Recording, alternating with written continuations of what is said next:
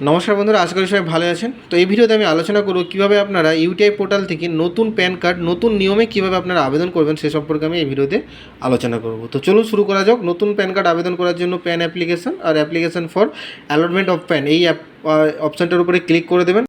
তারপরে এখানে সে আগের মতনই অপশানগুলো এখানে দেখতে পাবেন। তো বেশি কিছু চেঞ্জ নেই, কিছু কিছু জিনিস পরিবর্তন হয়েছে।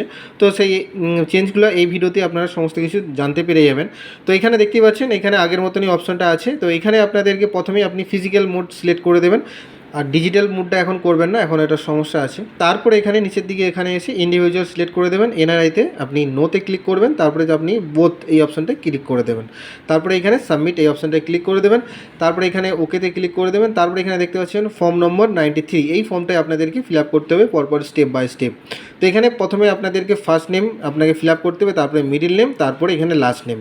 তো এইভাবে যেমন লেখা আছে আপনি পরপর ফিল আপ করে দেবেন। তারপরে এখানে আপনার জেন্ডার আপনি সিলেক্ট করে দেবেন, আর এখানে তারপরে ডেট অফ বার্থ। তো ডেট অফ বার্থ আপনি আপনার ডেট অফ বার্থ হিসেবে আপনাকে একটা আলাদা এখানে ডকুমেন্ট দিতে হবে। আপনি চাইলে এখানে ভোটার কার্ড বা মাধ্যমিকের সার্টিফিকেট বা জন্ম সার্টিফিকেট যে কোনো একটা প্রুফ দিতে পারেন। তো আরও অনেক অপশান আছে, সেই অপশানগুলো আমি লাস্টের দিকে আপনাদেরকে দেখিয়ে দেবো। তো এখন আপনি এখানে ডেট অফ বার্থ আপনার আধার কার্ড অনুযায়ী আপনি দিতে পারেন না। আপনার যদি আধার কার্ডে আলাদা থাকে আর অন্যান্য আপনি সাপোর্টিং ডকুমেন্ট যেটা দেবেন আপনার ভোটার কার্ড বা বার্থ সার্টিফিকেটে যদি আলাদা থাকে সেইটাই কিন্তু আপনাকে এখানে বসিয়ে দিতে হবে। তারপরে address for communication residence select করে দেবেন, আর রেসিডেন্স স্ট্যাটাস এটাও রেসিডেন্স দিয়ে দেবেন। তারপরে পাসপোর্ট নাম্বার যদি থাকে দেবেন, নাহলে ফাঁকা রেখে দেবেন। তারপরে এখানে আপনার জিএসটি নাম্বার যদি থাকে আপনি বসাবেন, নাহলে এখানেও ফাঁকা রেখে দেবেন। তারপরে এখানে রেসিডেন্স স্টেট আপনার স্টেট আপনি বসিয়ে দেবেন এখানে। তারপরে অফিস স্টেট এগুলো আপনার দেওয়ার দরকার নেই, আপনি এখানে রিপ্রেজেন্টেটিভ অ্যাড্রেস অ্যাসেস্ট স্টেট এটা আপনার মাইনরের জন্য। তারপরে এখানে আধার নাম্বারটা আপনি বসিয়ে দেবেন, আর এখানে আধারে কী নাম আছে সেই অনুযায়ী নামটা আপনি ফিল আপ করে দেবেন। তারপরে নেক্সট আপনি ডকুমেন্ট ডিটেলস আপনাকে এখানে সিলেক্ট করে নিতে হবে। তো এখানে প্রথম আর সেকেন্ডে দুটো অপশানে আপনি আধার কার্ড এখানে সিলেক্ট করে রাখবেন। তো তারপরে লাস্ট যে অপশানটা আপনি পাবেন প্রুফ অফ বার্থ এবং প্রুফ অফ আইডেন্টিটি, তার মধ্যে এখানে এতগুলো অপশান দেখতে পাবেন। এই অপশানের মধ্যে আপনাকে একটা সিলেক্ট করতে হবে এবং সেই ডকুমেন্টটা আপনাকে এখানে কিন্তু আপলোড করে নিতে হবে। তো এখানে আপনি বার্থ সার্টিফিকেট দিতে পারেন, ভোটার কার্ড দিতে পারেন, মাধ্যমিকের সার্টিফিকেট, ড্রাইভিং লাইসেন্স, এখানে যা যা অপশান আছে আপনি সমস্ত ডোমিসাইল সার্টিফিকেট, পাসপোর্ট, এখানে যা অপশান আপনি এখানে ভোটার কার্ড এখানে আছে তাই আমি ভোটার কার্ড এখানে সিলেক্ট করে দিলাম। আপনি আপনার যেটা আছে আপনি সেই অনুযায়ী আপনি এখান থেকে আপনার অপশানটা সিলেক্ট করে নেবেন। তো এখানে যে অপশানটা অবশ্যই সিলেক্ট করবেন সেইগুলো আপনাকে কিন্তু ডকুমেন্ট আপলোড করতে হবে। তারপরে এখানে মেক পেমেন্ট এই অপশানটার উপরে ক্লিক করে দেবেন। তারপরে এখানে এরকম অপশান চলে আসবে, আপনি ওকেতে ক্লিক করে দেবেন। তারপরে এখানে কন্ট্যাক্ট ডিটেলস আপনাকে এখানে ফিল আপ করতে হবে। তো এখানে প্রথমেই আপনার এখানে দেখতে পাবেন আইএসডি এখানে সিলেক্ট করতে হবে কোডটা। তো আপনার ইন্ডিয়া এখানে সিলেক্ট করে দেবেন। তারপরে এখানে আপনার মোবাইল নাম্বার আপনি দিয়ে দেবেন, তারপরে আপনার ইমেল আইডি দিয়ে দেবেন। আপনি সঠিক ইমেল আইডি দেবেন, ওতেই প্যানের একটা অ্যাটাচমেন্ট আসবে। তারপরে এখানে প্যারেন্ট ডিটেলস আপনাকে এখানে ফিল আপ করতে হবে। তো আপনি যদি সিঙ্গেল প্যারেন্ট না হন তো অবশ্যই এখানে নোতে ক্লিক করে দেবেন। তারপরে এখানে আপনার কার নাম আপনি কার্ডে রাখতে চাইছেন, আপনি যদি ফাদার্স নেম রাখতে চান বাবার নাম, তাহলে ফাদার্স নেম সিলেক্ট করে দেবেন। তারপরে first name, middle name, last name এটা বাবার আপনি এখানে ফিল আপ করে দিলেন। তারপরে আপনি মায়ের নাম ফিল আপ করে দেবেন, ফার্স্ট নেম লাস্ট নেম।